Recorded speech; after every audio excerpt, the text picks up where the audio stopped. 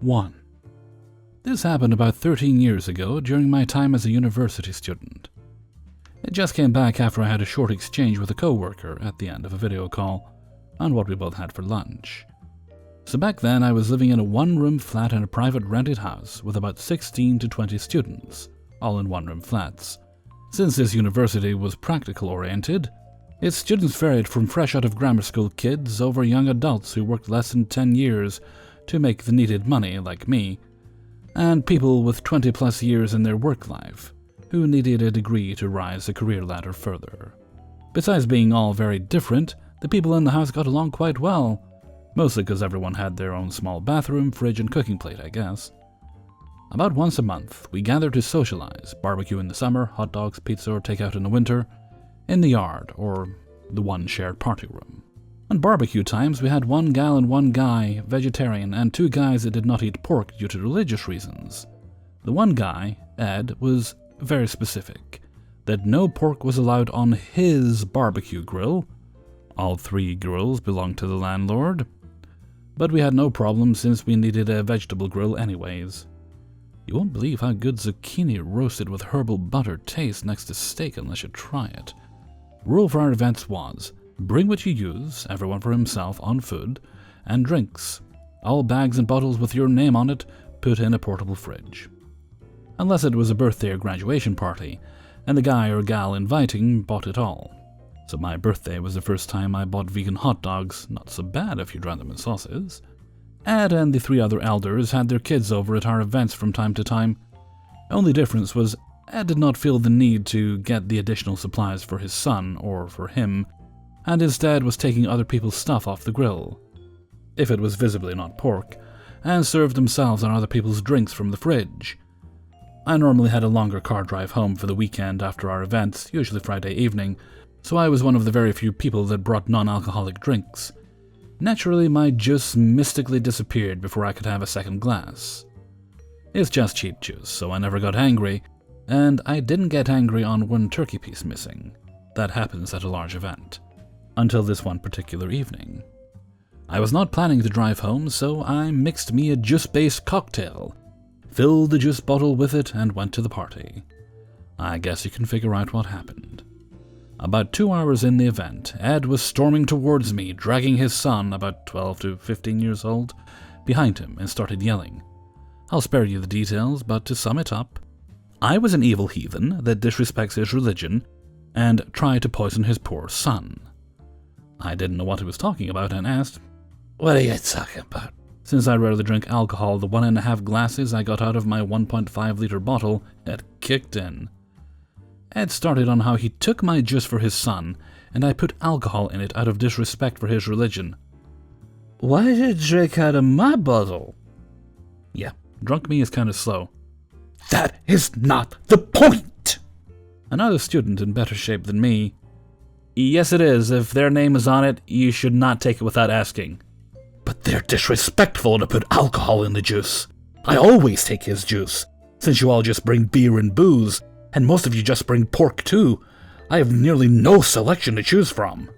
Suddenly, several students take notice. "Wait, what? You steal our food too?" Before I could answer, his son decided to bend forward and unload over 1 liter of a juice-based cocktail in a waterfall onto his father's shoes. They left quick. After that, everyone watched Ed during our events, and he started to buy his own stuff. 2. In the mid-1990s, I worked for the U.S. Government Printing Office, now U.S. Government Publishing Office. I began to work there as a journeyman printer and proofreader. GPO was one of the few agencies that had trade unions, printcraft, bindery, bookbinding, pressman, etc. It is also one of the few non-appropriated agencies. That is, does not get its budget directly from Congress, but rather from providing printing services for the U.S. government, paid from their individual print budgets, and providing the public with print and electronic versions of government publications. It was at the time the largest printing plant in the world, and was the emerging world leader in large-scale electronic publishing technology. At that time I had already worked in trade there for 8 years, but had provisionally transitioned to a white-collar position, assigned to the office of production manager while I waited for an opening in their development division, creating and implementing technologies to convert ink on paper archiving to electronic archives, and direct-to-press printing and publishing, and the newly emerging internet, a topic for a later post perhaps. Because I actually knew what a computer was and how programming was done, the office had a congressional liaison section that catered to the print and publishing needs of Congress.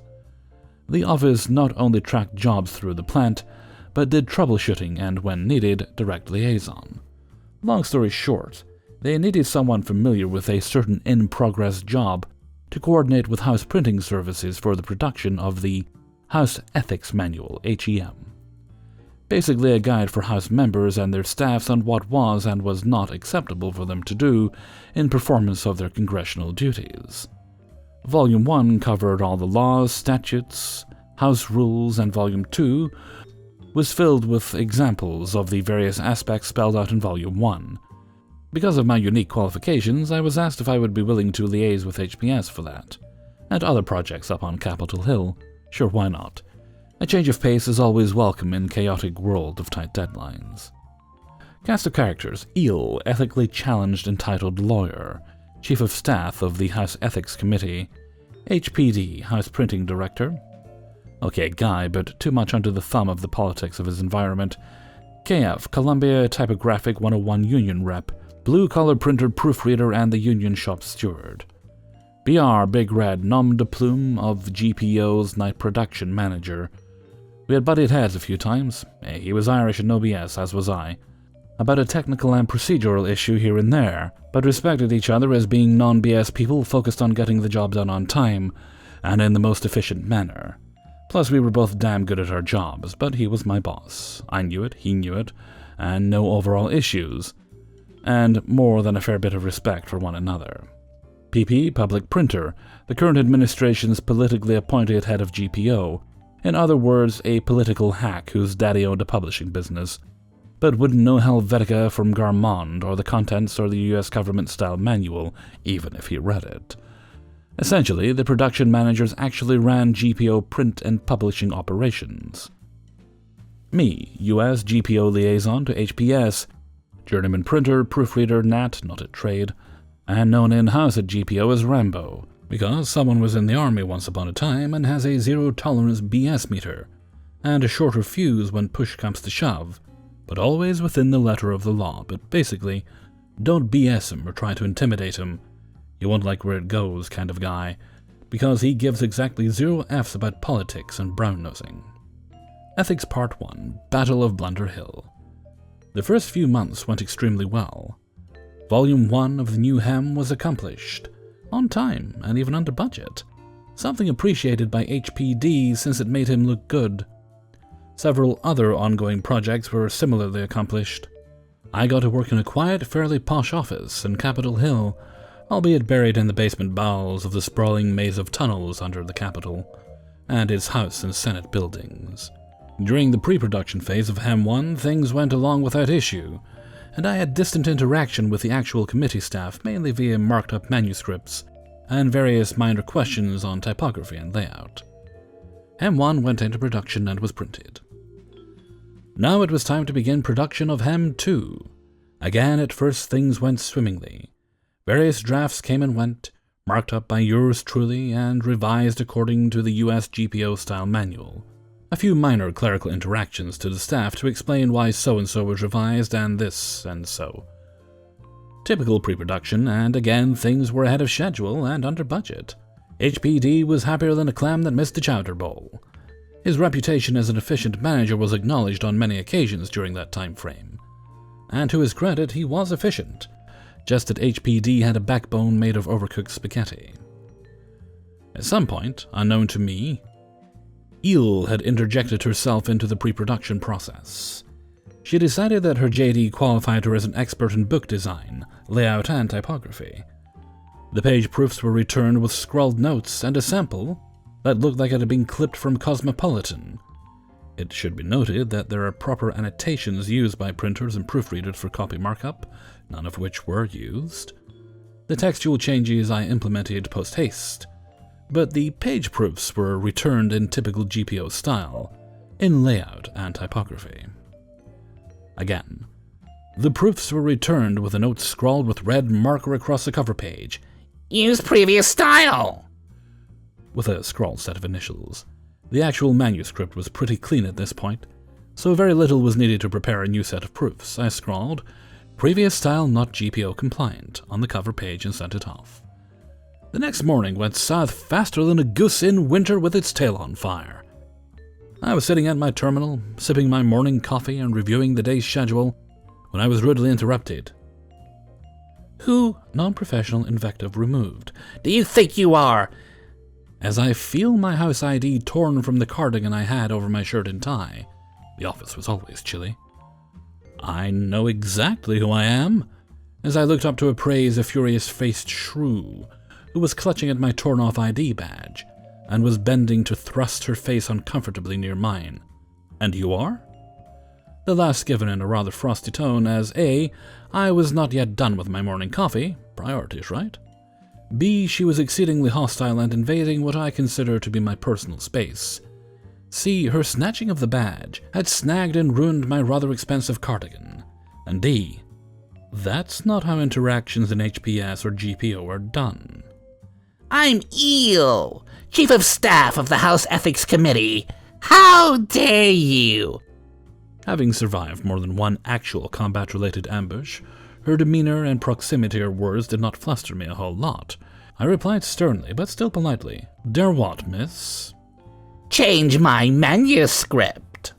Normally, any disagreements on almost all matters are passed on through the proper channels. That is, she could have voiced her displeasure to either the office manager of HPS or, given her position, to HBD himself. She had absolutely zero business in this back-office work environment and absolutely zero business conducting herself in violation of Hem 1. "Not GPO style, miss. If you have issue..." At this time, having been frantically informed by office manager, HPD enters in stage left, eyes wide in horror. I will have you fired, you... Insert more invective, perhaps suited to bar brawls, but certainly not Capitol Hill. What's going on? I want this insufferable... Insert more delicately unprofessional invective. Fired and escorted from the hill. HPD could only flap his lips and make incoherent gurgles in his throat. I reach under my cardigan and withdraw my GPO ID on its lanyard. "Miss, I work for GPO, and you can't fire me." I looked at HPD and reached down, turning the power off to the PC. "I am terminating my detail to HPS. I'll be off to GPO now." I am not done with you. "Perhaps not, miss, but I'm entirely done with you." I gathered up my coffee mug, ejected the 3.5 floppy, the one with the entire project stored on it, from its drive and slid it into my pocket. I did not give you permission to leave. "Ma'am, I do not need your permission." I left at a leisurely pace. Unfortunately, I am not good at whistling, else I would have as I sauntered out and headed back to GPO. Neither HPD nor the stunned eel said anything. Ethics Part D, Rise of Rambo. I walked back to GPO from Capitol Hill. It's a bit of a walk, but it was a pleasant spring day and I wanted Eel to vent to whoever back at GPO. I didn't exactly relish the prospect, but I was not overly concerned. First, not only was I protected by the rules and regulations of the civil service, but I was also a union member and had all the protections built into the contract between GPO and its various unions. It once took 5 years to fire a typesetter who showed up drunk every night and slapped it off under his linotype machine. News can travel fast sometimes in government, particularly from the high and mighty to some political appointee. Bad news travels even faster, so I knew as I trekked back to GPO that some version of what happened would have already been relayed from HPS or House Ethics Committee to GPO. C'est la vie, c'est la guerre. I arrived back at GPO and went to my desk, and sure enough, there was a note telling me to report immediately to the PP's office. There was also a bevy of urgent emails saying pretty much the same thing. First, I sauntered over to the proof room and gathered up KF and clued him into what was going on. He laughed and shook his head and made some remark about Rambo on the hill. I laughed. Next, we went over to production, and somewhat surprised, still found BR there. Though his night shift was long over at this point, but good. Hey, Red, this is going to be a shit show in PP's office. You might want to come. What the F have you done now, Rambo? Yes, he actually used that rather than my name. Reputation is an awesome thing, eh? I explained. Well, F me, you poked the damn bear. With a 2x4, I had to laugh, as did KF, because Red had to suppress a grin and give me his official manager glare of disapproval at the same time. We arrived in short order on the top floor. On the way up, BR had made clear that he would not take advantage, that I and KF would only add what the situation needed. Both KF and I were fine with that. BR announced that we were expected to the receptionist. She buzzed her boss, and we were admitted without delay. I've been on the phone with Eel. I will not allow such contact by anyone in this agency. Do you care to explain yourself? By all accounts, said BR, Eel stepped out of bounds. He was a looming figure and had his arms folded across his rather substantial chest, and had his BR don't F with me scowl etched in his face. PP ignored BR and attempted to intimidate me with a hard-eyed glare, something akin to a stuffed panda bear toy that had feasted on lemons. You will write an official apology to Eel before close of business and submit it to me for review. KF elbows me and answers. He will not. The union would like to file a formal grievance for assault by a congressional staff member against a brother of our union. BR is really PO'd because PP has bypassed his role as my supervisor. Red was a stickler for chain of command. Uses PP's first name in a rather disdainful manner. Kyle, you need to hear their account before dictating things like that to my people. Told you. Big Red is a no-nonsense hard-ass, and that hard-assery extends up and down the chain. I give a concise recount of the events. That is not how she and HPD related the events. I'm back at GPO now and don't need to use public face niceties. I don't give a rat's ass what that piece of shit Ivy League lawyer said, or whatever HPD chimed in while licking her boots. That is what happened. It's as Big Red and KF said. They will officially apologize to me in writing and remunerate the cost of a new cardigan. Gesture to my ruined cardigan. If they do not, KF will lodge a formal complaint via the union, and I will file a formal complaint through civil service. Is that all? PP's blinking while Big Red gives me a scowl. You and KF may leave. I will discuss the matter with Big Red. A week or so later, I did receive an official apology from the Chief of Staff of the House Ethics Committee, and my next paycheck included an incidental expenses amount to cover the cost of the cardigan. That had obviously been knitted by alien fairies on Mars, judging by the amount. Word went through the plant GPO had more than 4,000 employees back then, and the legend of Rambo grew beyond even the bounds of the electronic print division. Also, Hem 2 was published on time and on budget, following GPO style. I understand, but cannot confirm, that a memo was circulated to the staffs of the various committees about interactions with other federal agencies, including the GPO. By then, I was in the development division and working graveyard shift. Big Red would shake his head at me from time to time when we passed in the hall.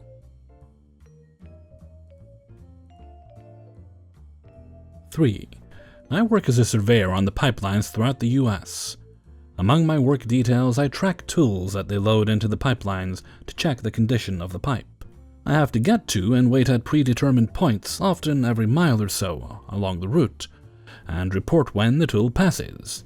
So you will find me on the side of the road, in pastures, or wherever I have to be to track the tool, or pig as it's also called. This incident happened a couple years ago, so some details might be off a little. I often have encounters with the police or landowners, wondering what I'm doing and why I'm parked, often in the middle of the night. The night this story takes place is Thanksgiving night around midnight. I'm working the 6 p.m. to 6 a.m. shift, so my night is just half over. I'm parked on the side of a backwoods road in Mississippi, with my hazard lights flashing and the strobe light on top of my truck going, to let people know I'm there. I have my equipment out and set up for the tool so I can't move. On this line, the client is requiring one of the trackers to call control every 2 hours to update them where the tool is. Tonight is my turn for this lovely job, and my coworker just texts out a pastime. So I roll up my window and place the call. After the automated, "This call is recorded" nonsense, I see a car coming from the opposite direction. Now this road is just big enough for 2 cars to pass, and I'm mostly in the ditch, but maybe a quarter of the truck is in the road. I notice this car and pray that he keeps going. But alas, I wouldn't be here if he did. I see him slow down and stop by my window. At this time, I'm on the phone with control and can't talk to DP. About 2 minutes of talking on the phone and I'm done. So I roll down my window ready to explain why I'm here. "Good evening, sir." Why are you here and in the way? I give my normal spiel on why I'm on the side of the road in a rough customer service voice. Mind you, I only have to be polite if he's the landowner, and I am on public property, so it doesn't matter. Why are you blocking the road? I could barely get by. I look and see he is mainly in my lane and has plenty of room to pass. "I'm sorry, sir, I've tried to get over as much as possible to ease traffic flow. His is the first car I've seen in about 2 hours. The dialogue gets a little hazy here as I have to pay attention to my equipment because the tool is supposed to pass shortly. DP goes off on a tangent about this and that's when I realize this dude is drunk as a skunk. Great, so now I'm in the backwoods all alone with an increasingly agitated drunk that is now blaming me for stopping him. Yeah, right, dude, I'd rather you not have stopped and would have just kept going. This whole time I'm keeping it professional and giving generic lines just to try to keep him calm. And just as luck would have it, the tool passes. So now I have to do my job and I have this drunk idiot yammering my ear off. Screw you, dude, I'll zone out and handle my business. Now all this time I'm sitting in my truck and he is in his car. I have my doors locked, finger on the window button, and have a knife next to me for protection. But now I have to get out and retrieve my equipment because I have about 30 to 40 minutes to get to my next spot and get set up. Excuse me, sir, but I have to get out and retrieve my equipment that is on the other side of the truck. Oh, so are you even paying attention to me? Not really. Yes, sir, but I still have a job to do. Have a nice night and happy Thanksgiving. I exit my truck and turn on my headlamp. Why was that a mistake? This dude zeroes in on it and decides he wants it. Hey, give me that headlamp. Sorry, sir, but it's mine and I'm currently using it, as I'm retrieving my equipment. But you owe me for blocking the road and stopping me. As if, no, sir, I will not give you my light. I use it nightly and don't have a lot of time or opportunity to replace it. I'm back in my truck now and decide, yep, I'm done. But I want it, so give it to me. Sorry, sir, not happening. Now have a nice night and happy Thanksgiving. At this point, I roll my window back up and put the truck in drive to pull away. Sits there for about 30 seconds before realizing that 1, I don't give a fuck about him. 2, I don't have to give a fuck about him. 3, there is no manager. By the way, if he could contact my boss, they would just tell him to piss off.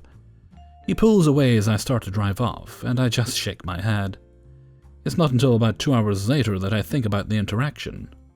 Whoops, I should have called the cops about a drunk driver. Wow, that could have gone seriously wrong from the get-go. This is the South, and guns are prevalent.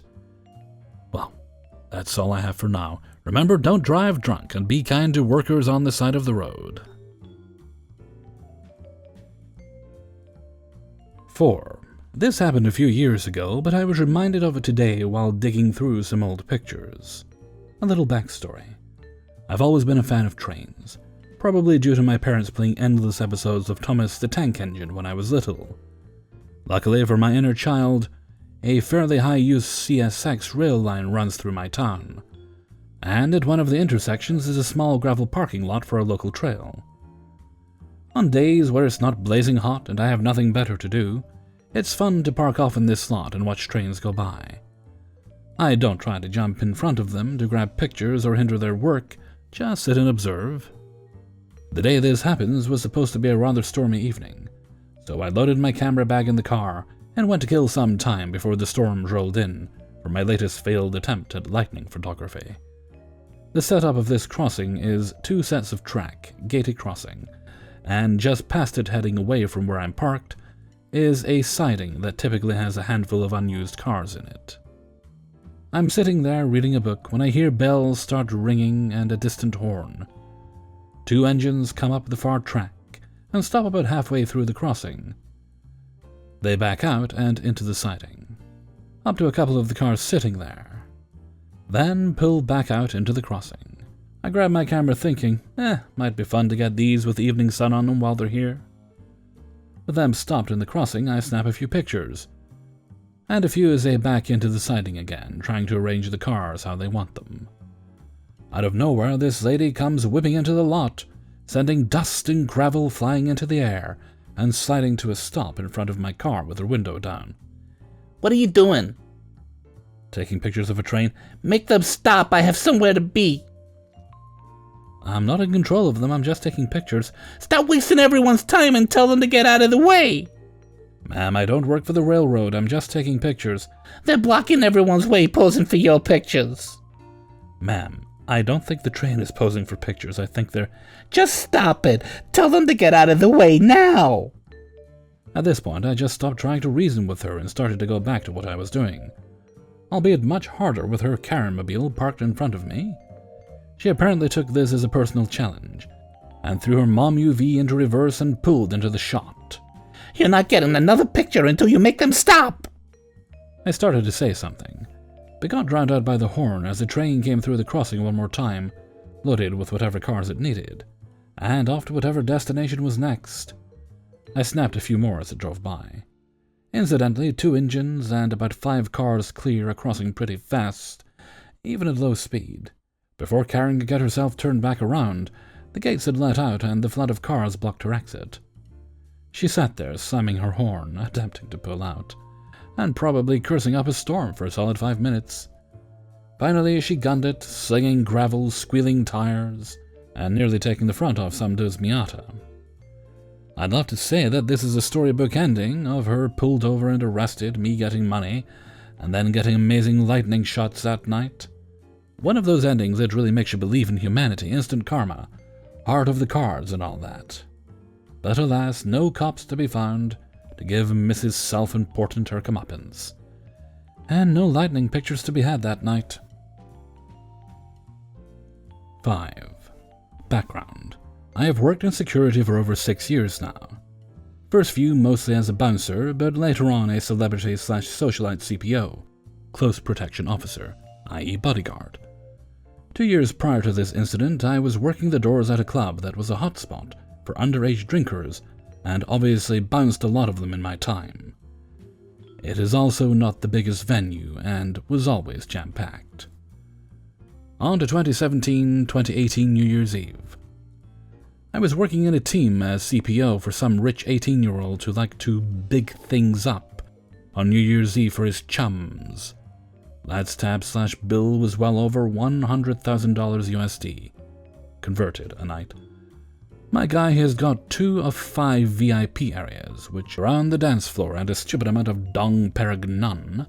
The title character, Dickhead, is in a different party and VIP area, right next to the 2 my principal has, separated by a knee-high wall. One of our jobs is to make sure my guy's area and drinks are only taken by his partygoers. Throughout the night, Dickhead and his merry twats are stepping over into our area, trying to take drinks, talking shit and just generally being just-turned drinking age prats. Not sure what cracked, but Dickhead was in my principal's face, so I grabbed him and mildly removed him. He wasn't having that, and started shoving my partygoers around, making a fuss. Scuffle, shouting, usual club shit. Bouncers, my old colleagues, come in and do their part, and things are back to a calm state. Dickhead then decides he's got the big dick for a head. Basically, convo went like this. Keep in mind, this is a nightclub with the music turned up to 11. What's your name? What? What's your fucking name? What does it matter? Tell me your fucking name, or I'm gonna fuck you up. I don't fucking care. Fuck off. You're a piece of shit. Can't be any more than a bouncer. I'll get out of you and your family. A trap. You get the idea. Insults. I tell him where to go. I don't work here or for you. I tried pushing a bit to move him away, but he moved closer to me. He's now full on shouting into my ear. I know you. You worked here for years, so you don't remember who I am? Don't you know who I am? I push him away from my face. Go on then, who are you? Don't fucking touch me. What you can't touch me, motherfucker. Continued with more insults, followed by poking my chest with every word. My team are trying to get ready to back me up, and the principal and his party are looking my way. I keep trying to talk him out and make him ignore our area, but he wasn't listening, just yelling and swearing.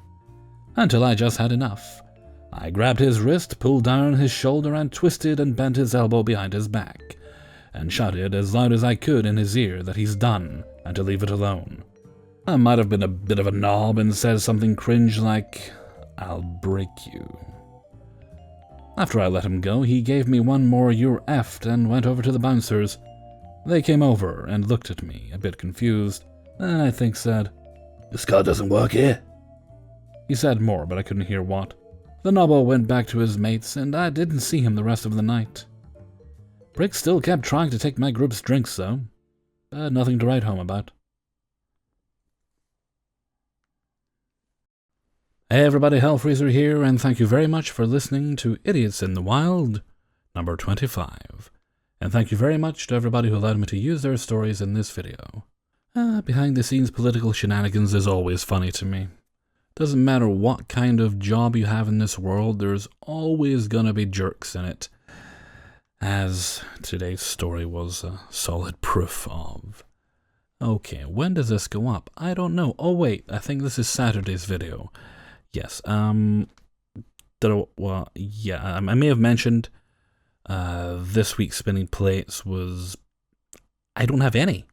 Literally, I don't have one single spinning plate story, and we're in Friday as I record this. I usually send messages on Sunday, and I've got everything I need by the end of the week. Well, quite frankly, I've got everything I need by Tuesday at the latest. It just didn't happen this week. It's the way it goes. Sometimes I get loads, sometimes I get a small number. I'm usually able to pull one together, but this will be the first in a lot while I haven't been able to do it. It's annoying. I do like to be able to do spinning plates every week, but we'll get back to it as soon as I can. Okay, and with that, I'm going to head off for now. So until next time, thank you very much for listening, and take very good care of yourselves.